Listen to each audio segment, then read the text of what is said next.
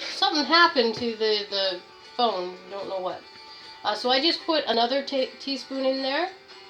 So I'm going to put another teaspoon. So basically altogether I'm putting 3 in because I'm actually going to save some of this for when I do icing and add that flavor to the icing too. So for right now I'm just going to mix this up a little bit. And actually I'm going to put this on the mixer to get that mixing really, really well.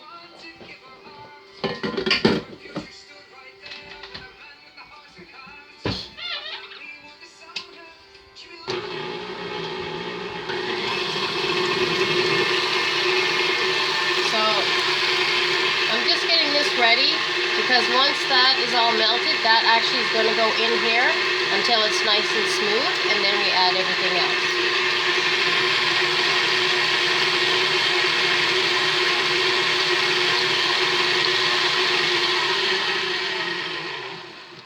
Okay, we are mixed there, which is awesome. And I just have to... Sorry, I keep on moving all over the place on you. It's okay. And if I really wanted to, I could actually leave some of those as chips.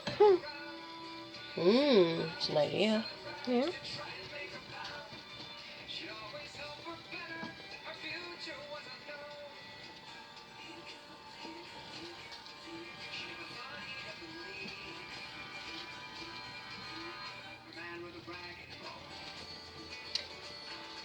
Actually, I think that's what I'll do. Just because I feel like being different. But if you're doing this at home, make sure you melt it all. And if you're using the other stuff, by all means, go for it. So I'm just gonna add a little at a time, because where this is a hot mixture going into a cool mixture, you really don't want your eggs to be scrambled.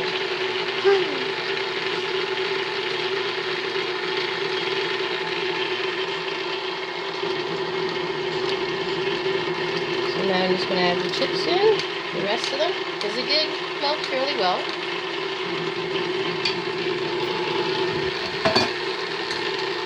Just going to mix it up.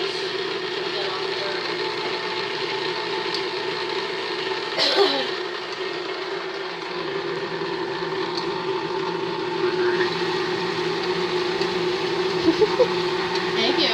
You're welcome. Okay, so I'm going to just let that keep on mixing. So what pan you're going to need for this is a 9x13, which I have here, and I lined it with parchment paper. As you guys know, I love parchment paper. It makes things come out much easier. Okay, and I'm just going to, while that's mixing, going to get the next step ready, which is our dry ingredients. The rest of them. Now, I did measure this the other day to make sure that I had enough, because I was making something else too, so I wanted to make sure I had enough to put aside. So this is actually 1¼ cups of the almond flour blend that I do. So if you're doing this at home, if you're doing the regular recipe, it's 1¼ cup cup of flour. So I'm just going to put this all in here. Yep, it's all down there. And now we need salt.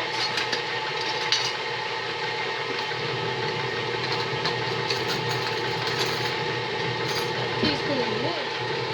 So we need a ½ teaspoon of salt. And I'm using the Himalayan salt. And we need a teaspoon of baking powder.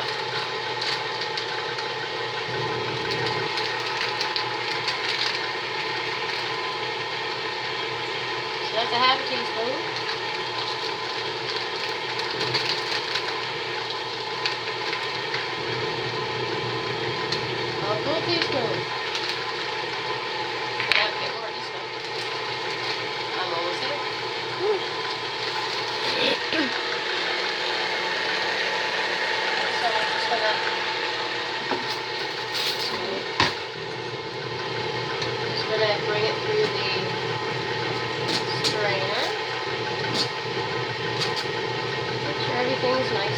combine.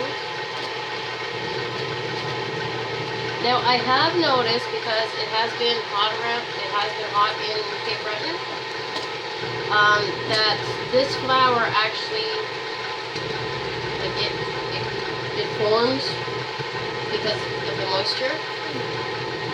So that's another reason why I put it through.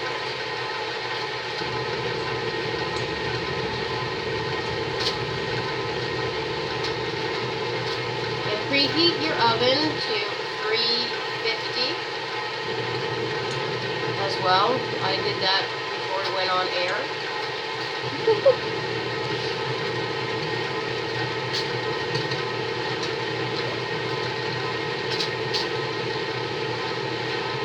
So I hope you guys like this recipe. I will be writing down the recipe down below. And please leave a comment. Anything. If you like the recipe, or if there's a recipe you'd like to see, right? Now the next recipe we are doing is going to be like a main meal. It's not going to be a dessert. For the simple reasoning, too much sweets is not a good thing. Yes, I did say that. Just so you know. I did say that. Yes, that's it. Ready? Let's see what our creation looks here. Nice and bubbly. I think that looks amazing. So, I'm going to start adding this in here. Just a little at a time. It's all incorporated.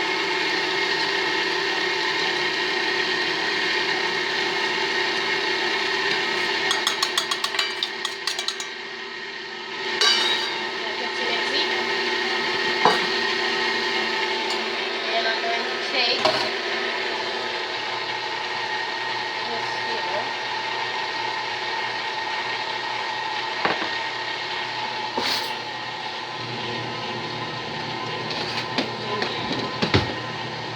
I'm just going to cut some of this so it's not so stringy.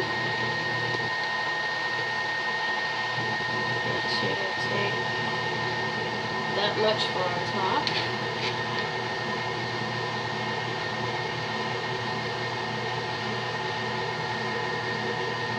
And I'm going to throw this in there too while that's mixing. And you know, if you wanted to, you could actually put chocolate chips or whatever you want in there. Now the recipe does call for walnuts, and I do have walnuts, so we are going to put walnuts in it.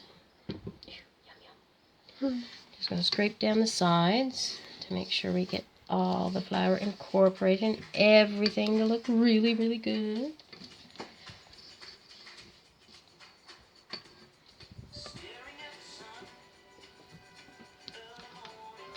Geez, I've been doing that quite a lot, staring at the sun. Sorry, sometimes I comment on the music in the background. And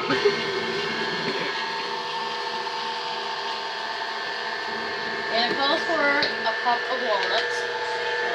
I measured that out earlier too to make sure that I had it. So I'm just going to throw that all in there.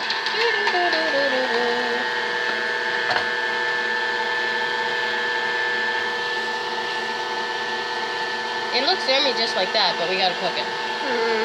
It does look good. Turn that off. Take it out.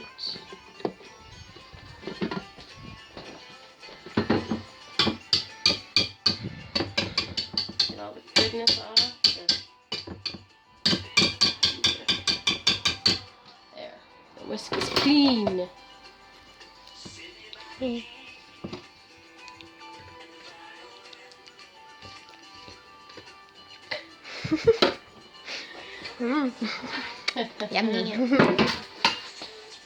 Okay, so I'm just going to pour it all in here. Oh, by the way, if you wanted to make this vegan, like because of the eggs, You can always substitute for chia seed egg or flax egg.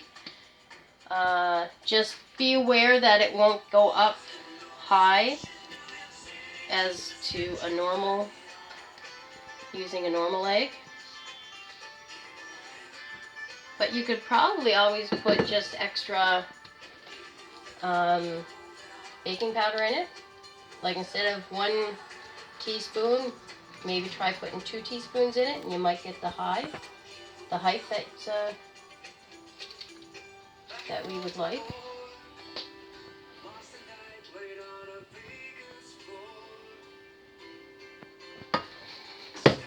Now, just making sure I get it in all the corners. Looks really good. Does look good. But like I said, we gotta cook it. Okay, so now we're going to put it in the oven, and the 350 oven for anywhere between 25 to 30 minutes. So we'll see. We'll put it in for 25, and we'll check it, see if we have to put it in for another 5 minutes or not. So while I get cleaned up here, because our next thing we have to do is de-icing. Of course, you need icing up brownies. We will be on hold, and we'll see you when we come back.